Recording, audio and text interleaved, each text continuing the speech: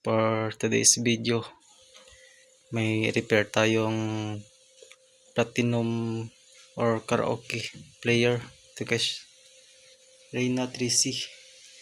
Ito yung problem niya guys.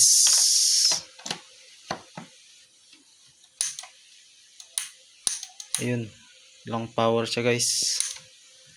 So guys, dito tayo mag-focus sa kanyang power supply. Tanggalin muna natin guys. Bali na check ko na pala ito guys. Yan, tanggal ko na yung tornilyo nya.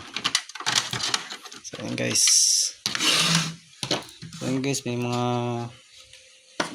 corroded yung kanyang diode, pero hindi pa yan putol guys, pero linisin ko yan mamaya. Yung ilalim niya guys, parang sunog yung positive ng capacitor. So yan guys,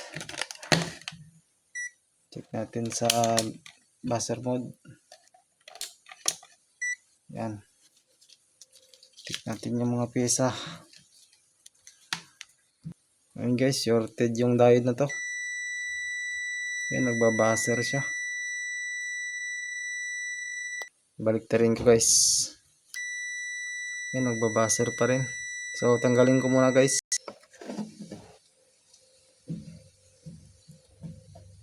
Yan guys, tanggalin natin guys yung diode na to.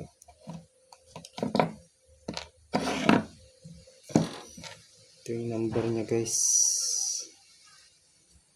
is R360. Yan, is R360. Check natin guys. Magbabuzzer pa rin guys, yung robot na yung tester ko.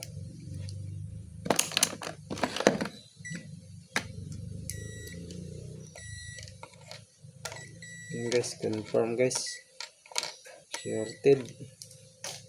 So hanapan ko muna ng pamalit ito guys. So ito guys, yung kapalit ko is R5200. 5 ampere na to guys. Yan, kabit ko lang guys. Kabit lang natin. Sana sa video guys, hindi tayo sanay sa vlog. Practice lang ito guys.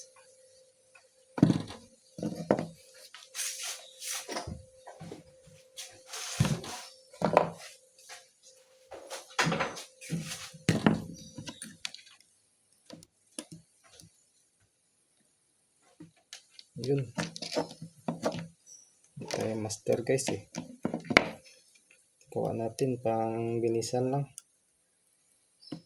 Wala nang paligoy-ligoy pa.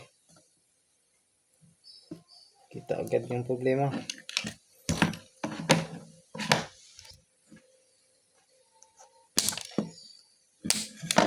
Guys, yan, ito yung sira.